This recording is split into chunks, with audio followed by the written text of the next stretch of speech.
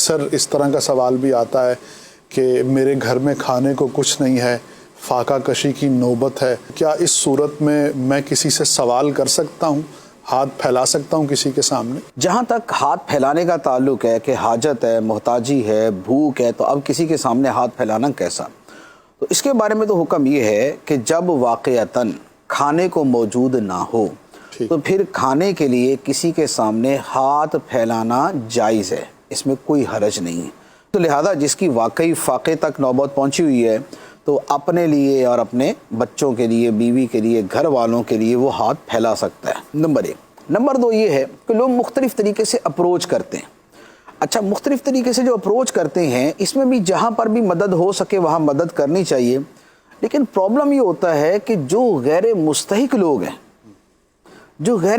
لوگ ہیں، وہ مستحقوں کا بھی ستیہ ناش کر دیتے ہیں۔ جی، یہ بھی دیکھا گیا۔ جب بندہ مثال کے طور پہ کسی مدد کرتا ہے اور بعد میں پتہ چلتا ہے یار یہ بندہ غیر مستحق تھا اور مجھ سے جھوٹ بولا ہے، تو بعد میں وہ مستحق کی مدد بھی نہیں کرتا۔ جی، تو لوگوں کا ایک ہمارے ہاں یعنی ایک معاشرے میں بنا ہوا ہے کہ بھیک مانگنا ایک پیشہ بنا ہوا ہے۔ جب بھیک مانگنا ایک پیشہ بنا ہوا ہے تو اب یہ پتہ نہیں ہے کہ بھئی یہ پیشہ ور بھکاری ہے یا ضرورت مند بھکاری ہے۔ جو پیشہ ور بھکاری ہے ان کو تو دینا جائز ہی نہیں ہوتا، ان کو تو دینا جائز ہی نہیں ہوتا کہ یہ ان کی مدد کرنا ہے کہ یہ بھیک ہی مانگتے رہے، لہذا ان کے ساتھ تو تعاون کرنا جائز نہیں ہے۔ لیکن دوسری طرف یہ ہے کہ واقعتاً حالات کی وجہ سے کوئی بندہ واقعی مجبور ہو کے کھڑا ہو جاتا ہے۔ اب آدمی سمجھتا ہے کہ یار یہاں تو پہلے بھکاریوں کی لائن لگی ہوئی ہے تو یہ بھی اسی میں سے ہے، تو یوں مدد نہیں کرتا، تو اس پر ظلم کرنے والے یہ لوگ ہیں، تو بھکاری، ٹھیک ہے۔